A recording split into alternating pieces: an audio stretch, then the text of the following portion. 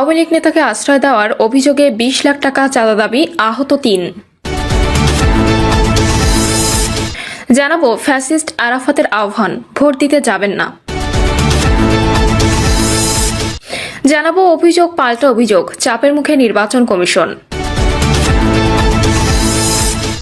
এবং সর্বশেষ জানাবো শাকসু নির্বাচন স্থগিতের প্রতিবাদ, ৪ দিনের কর্মসূচি ঘোষণা ছাত্র শিবিরের।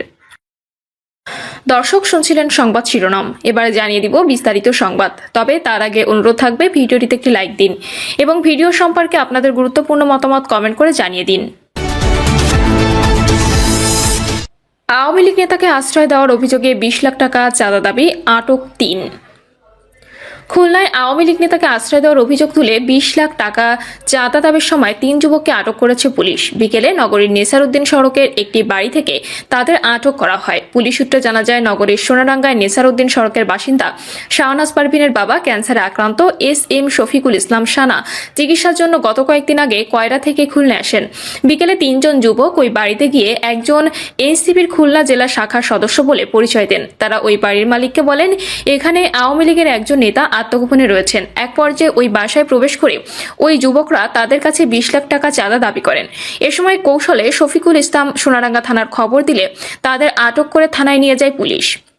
খোঁজ নিয়ে জানা যায়, কয়রা উপজেলার সাবেক চেয়ারম্যান শফিকুল ইসলাম সানা ৫ই আগস্টের পর আত্মগোপনে ছিলেন।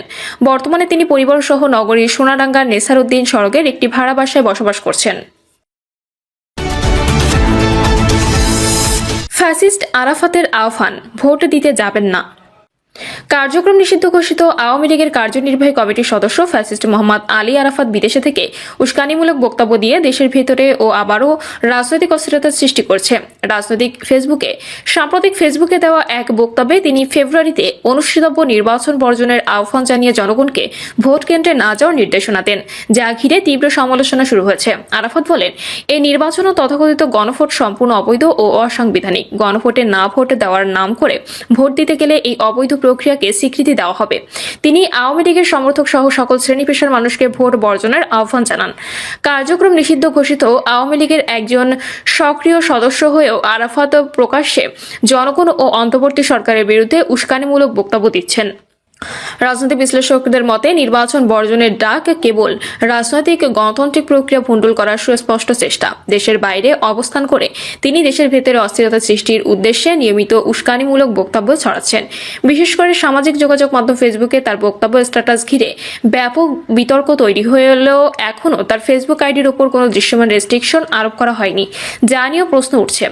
নিরাপত্তা বিশ্লেষকদের মতে, নির্বাচনকালীন সময়ে এই ধরনের বক্তব্য জনমনে বিভ্রান্তি উত্তেজনা বাড়াতে পারে। নির্বাচন বর্জনের নামে এমন আহ্বান যা আইন শৃঙ্খলা পরিস্থিতির উপরও প্রভাব ফেলতে পারে। এ বিষয়ে নির্বাচন কমিশন বা অন্তর্বর্তী সরকারের পক্ষ থেকে এখনো আনুষ্ঠানিক কোনো প্রতিক্রিয়া পাওয়া যায়নি। তবে রাজনৈতিক অঙ্গনে প্রশ্ন উঠেছে, কার্যক্রম নিষিদ্ধ হলেও একজন সদস্য কিভাবে প্রকাশ্যে এভাবে বক্তব্য দিয়ে যাচ্ছেন এবং রাষ্ট্রীয় প্রতিষ্ঠানগুলো ওই বিষয়ে নীরব কেন? নির্বাচনের দিন যত ঘনিয়ে আসছে ততই এই ধরনের বক্তব্য দেশের রাজনীতিকে আরও উত্তপ্ত করে তুলছে বলে মনে করছেন সংশ্লিষ্টরা।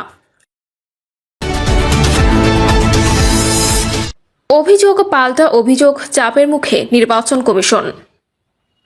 রাজনৈতিক দলগুলোর পাল্টাপাল্টি অভিযোগে কঠিন চাপের মুখে পড়েছে নির্বাচন কমিশন। পোস্টাল ব্যালটে ধানের শীষ প্রতীক মাঝামাঝি রাখা, দ্বৈত নাগরিকত্বের অভিযোগ থাকা, প্রার্থীদের প্রার্থিতা বহাল বা বাতিল করা, লেভেল প্লেইং ফিল্ড তৈরি না হওয়া, পক্ষপাত আচরণ, জাতীয় সংসদের আগে সব ধরনের নির্বাচন বন্ধ করা এবং পরবর্তী সময়ে শাহজালাল বিজ্ঞান ও প্রযুক্তি বিশ্ববিদ্যালয়ের ছাত্র সংসদ নির্বাচনের অনুমতি দেওয়া সহ বিভিন্ন ইস্যুতে দলগুলোর মধ্যে মত ভিন্নতা ও চাপ তৈরি করেছে। কারণ এসব ইস্যুতে বিএনপি, জামায়াত ইসলামী ও এনসিপি ইসিতে গিয়ে কয়েকদিন ধরে পাল্টাপাল্টি অভিযোগ করে আসছে। এই দলগুলো ইসির নিরপেক্ষ কার্যক্রম নিয়ে প্রশ্ন তুলেছে।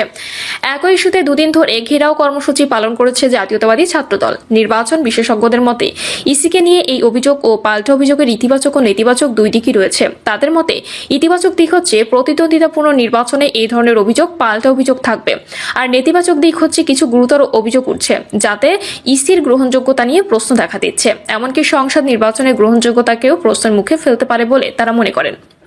চাপের মুখে পড়ার কারণ হিসেবে ইসি নিজেই অনেকটা দায়ী মনে করেন সাবেক নির্বাচন ব্যবস্থা সংস্কার কমিশনের চেয়ারম্যান ডক্টর বদিউল আলম মজুমদার। তিনি বলেন, প্রতিযোগিতামূলক নির্বাচন এ ধরনের অভিযোগ পাল্টা অভিযোগ থাকবেই, তবে অনেক কারণে ইসির কার্যক্রম প্রশ্নের মুখে পড়েছে। উদাহরণ টেনে তিনি বলেন, নির্বাচন ব্যবস্থায় অনেক সংস্কার প্রস্তাব করা হলেও ইসি তো আমলে নেয়নি।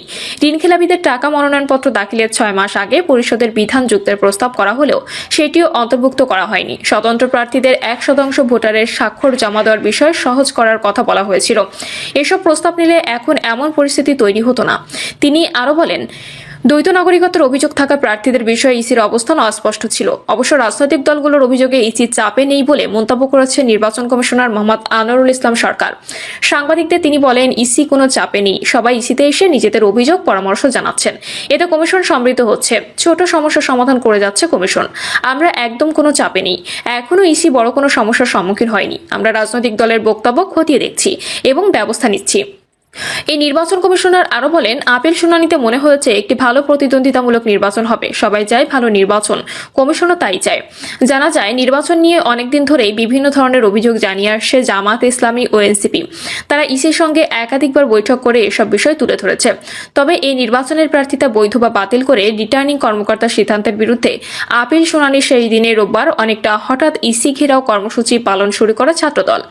একই দিন বিকালে বিএনপির মহাসচিব মির্জা ফখরুল ইসলাম আলমগীর প্রধান নির্বাচন কমিশনারের সঙ্গে সাক্ষাৎ করে ইসির কার্যক্রম নিয়ে প্রশ্ন তোলেন। এর আগে দলটির স্থায়ী কমিটির সদস্য সালাউদ্দিন আহমেদ ইসিতে গিয়ে পোস্টাল ব্যালটের মাঝামাঝি ধানের শীষ এবং ব্যালটের উপরের দিকে দাড়িপাল্লা রাখার বিষয়ে প্রশ্ন তোলেন। অন্যদিকে অন্তর্বর্তী সরকারের প্রধান উপদেষ্টার সঙ্গে সাক্ষাৎ করে জামাত ইসলামী ও এনসিপি ইসির কয়েকটি সিদ্ধান্তের বিষয়ে আপত্তি জানায়। নির্বাচন কমিশনের ওপর রাজনৈতিক দলগুলোর চাপ অব্যাহত থাকলে ভোট গ্রহণের প্রস্তুতিতে ধাক্কা লাগতে পারে বলে মনে করেন নির্বাচন বিশেষজ্ঞ ও সাবেক নির্বাচন ব্যবস্থা সংস্কার কমিশনের সদস্য ডক্টর আব্দুল আলিম। তিনি বলেন, গণ অভ্যুত্থানের পর একটি গ্রহণযোগ্য নির্বাচন সবার প্রত্যাশা। আগামী নির্বাচন সামনে রেখে নির্বাচন কমিশনকে সব দলের সহযোগিতা করা দরকার। কিন্তু কিছু বিষয়ে যে প্রশ্ন উঠছে তা ভোট গ্রহণের কার্যক্রম ব্যাঘাত ঘটাতে পারে। দ্বৈত নাগরিকত্ব নিয়ে ইস্যুতে মতভিন্নতা। নির্বাচন সামনে রেখে কিছু রাজনৈতিক দলের চাপে মুখে ঢালাওভাবে দ্বৈত নাগরিকত্বের নির্বাচনে অংশ নেওয়ার সুযোগ করে দেওয়ায় ইসির কাছে অভিযোগ করেছে জামাত ও এনসিপি। অন্যদিকে বিএনপি বিষয়টি নিয়ে জটিলতা সৃষ্টি না করার জন্য অনুরোধ জানিয়েছে। এমন পরিস্থিতিতে দ্বৈত নাগরিকত্বের অভিযোগ থাকা সত্ত্বেও প্রায় 2 ডজন প্রার্থী নির্বাচনে অংশ নেওয়ার সুযোগ পাচ্ছেন। সেই সঙ্গে একটি দলের চাপের মুখে ঋণখেলাপিদেরও নির্বাচনে অংশ নিতে দেওয়ার অভিযোগও আলোচনায় এসেছে। নির্বাচনী আইন অনুযায়ী সংসদ নির্বাচনে অংশ নেওয়ার জন্য কারো বিদেশি নাগরিকত্ব থাকলে সেটি ত্যাগের বাধ্যবাধকতা থাকলেও ইসি সেটি যথাযথভাবে অনুসরণ করেনি বলে অভিযোগ করেছেন জামাত ইসলামী ও এনসিপি। ইসির এই সিদ্ধান্তের ফলে উচ্চ আদালতে রিটের সংখ্যা বাড়বে বলেও জানিয়েছে আইনজীবীরা। যদিও ইসি বলছে নির্বাচন অংশগ্রহণমূলক ও প্রতিযোগিতামূলক করতে কিছু কিছু ক্ষেত্রে তারা নমনীয় হয়েছেন। অবশ্য গত 13 জানুয়ারি বিএনপির জাতীয় স্থায়ী কমিটির সদস্য নজরুল ইসলাম খানের নেতৃত্বে দলটির একটি প্রতিনিধি দল সিসির সঙ্গে সাক্ষাৎ করে দ্বৈত নাগরিকত্বের বিষয়ে দলের অবস্থানের কথা জানায়। তিনি ইসিকে দ্বৈত নাগরিকত্ব নিয়ে জটিলতা সৃষ্টি না করার জন্য অনুরোধ করেন। পোস্টাল ব্যালট নিয়ে বিএনপির আপত্তি। পোস্টাল ব্যালটের মাঝামাঝি ধানের শীষ প্রতীক রাখা এবং কয়েকটি দেশে জামাত ইসলামী নেতাদের কাছে ব্যালট পাওয়ার বিষয়ে অভিযোগ করেছে বিএনপির বাহরাইন, কাতার সহ কয়েকটি দেশের। এ সংক্রান্ত ভিডিও ভাইরাল হলে এই অভিযোগ ব্যাপকভাবে আলোচনায় আসে। যদিও ইসি দাবি করেছে ওইসব ব্যালট খাম থেকে বের করা হয়নি, বিষয়গুলো তদন্ত করে দেখা হচ্ছে। এদিকে ঠিকানা না পাওয়ার মালয়েশিয়া ও ইতালি থেকে 5,600 প্রবাসীর পোস্টাল ব্যালট ফেরত এসেছে বলে জানিয়েছেন নির্বাচন কমিশনার আবুল ফজল মোহাম্মদ সানাউল্লাহ।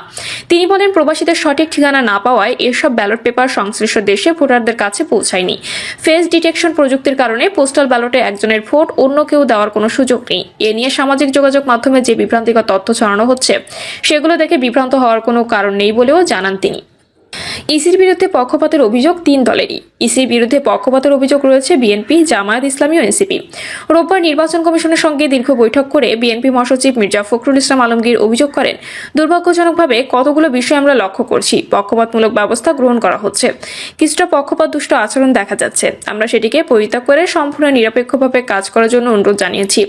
বিএনপির মহাসচিব বলেন, পোস্টাল ব্যালটের বিষয়টি এখনো পুরোপুরি সমাধান হয়নি। বিশেষ করে বিদেশে অবস্থানরত নিবন্ধিত ভোটারদের ব্যালট পেপার যেভাবে মুদ্রণ করা হয়েছে তা সঠিক নয়। জামাতের প্রতি ইঙ্গিত করে তিনি বলেন, এখানে কোনো একটি দলকে বিশেষ সুবিধা দেওয়ার চেষ্টা করা হয়েছে। আমরা এই ব্যালট পেপার পরিবর্তনের আহ্বান জানিয়েছি। প্রিয় দর্শক, এই ছিল এখনকার সর্বশেষ সংবাদ। আপডেট সব সংবাদ পেতে চ্যানেলটি সাবস্ক্রাইব করে বেল আইকনটি ক্লিক করে রাখুন।